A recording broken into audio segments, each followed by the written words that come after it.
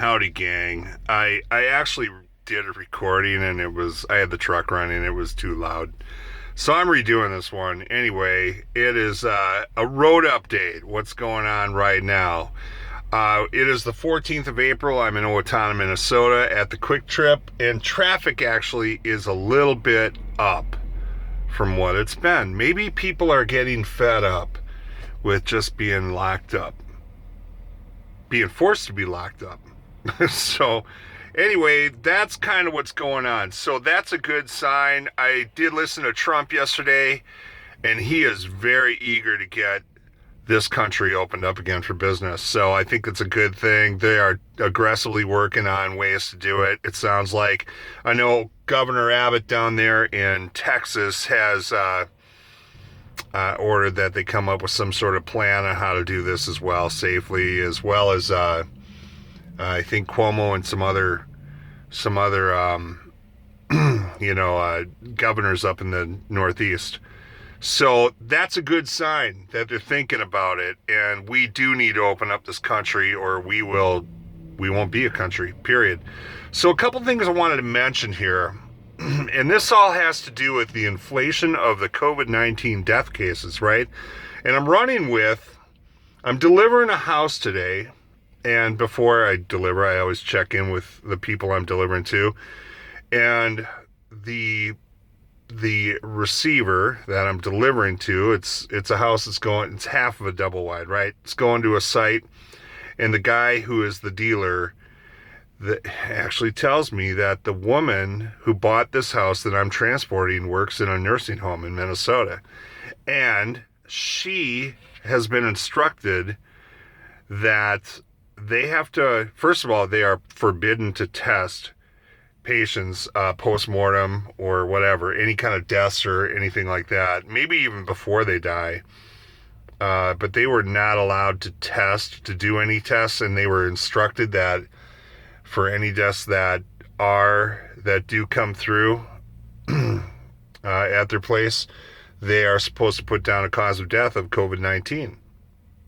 Interesting, huh? Even though they can't test, they were forbidden to test. So that's interesting. I have another friend who works in, actually, this was another colleague here whose wife works at a major downtown Minneapolis hospital, right in downtown, and it is definitely one of those reserved ICU bed type places, right? Who said that they've had really only 2 cases of COVID-19 in there, and that all of the other patients that have died, they have had to put a cause of death of COVID-19. Interesting. Lastly, I want to say that I have another friend who works in a hospital in my hometown, a small town where I live right now, right? And it's not so small. It's a hospital. They have a surgery center. They have an ER. They have all that, right? So it's pretty good for a medium-sized town. And she says that, and I can't really mention names. I really don't want to get any of them in trouble. So, but she said that basically doctors and nurses are being furloughed from that hospital, being told to go home. Either they're laid off, they're furloughed, whatever, or they're fired, because the hospital is losing their assets, their money. They're losing money. Pardon the pun. Anyway, they are losing a lot of money, and they have to let people go home because they are told they can't take any of these scheduled things that they had, elective surgeries and elective type other stuff, right? And that they've had to reserve their ICU beds and all that stuff. So, seriously, doctors and nurses going home. Like, who's supposed to take care of anyone in ICU if we do have like an outbreak up there? Seriously. Does this even make sense? So the only thing I can make of it, people, is that there is something much more, I would say, sinister at hand. That these numbers are being inflated for more than just, just to make it look good. I mean, I don't know.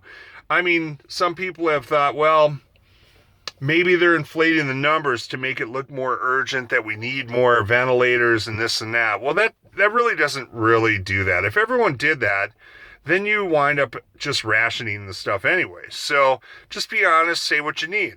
And the fact is, we don't need any of that in here. And the number of cases we have in Minnesota right now, they are, I don't know, up towards 60 maybe, deaths that might have occurred. And if they're all deaths that have been incorrectly labeled as COVID-19, then who knows what the hell the numbers are. I'm sorry to cuss, but that's the truth. We are being lied to. Now, if they were going to say, we'll track the actual confirmed deaths, and then we'll track the other ones separately. They call them provisional deaths, right? Provisional cases of COVID-19, right? If they wanted to track those separately and report on them individually, separately, so that we know, okay, the real cases, the provisional ones are 60 or whatever, but the real ones are only 18 or something, I would have no problem with that.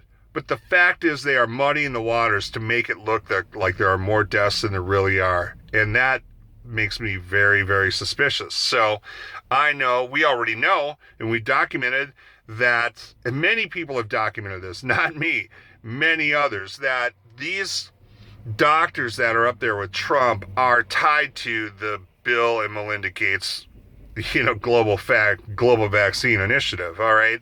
That's what Dr. Birx, 2 daughters, works for him.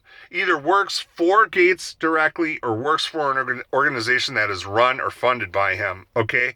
And then, well, we know Mr. Fauci there has been a longtime friend of Gates. So, many pictures of him with Gates or him with Gates's dad.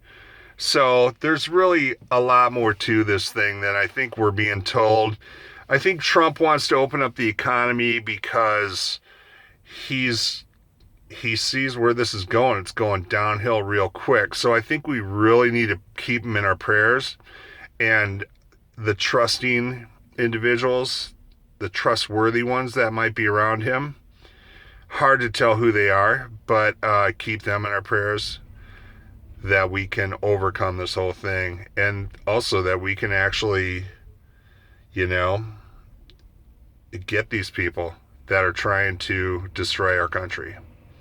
All right. Anyway, that's it from the road. I don't really have much else. Just leave a comment. Let me know what you think. Chat with you later. See ya.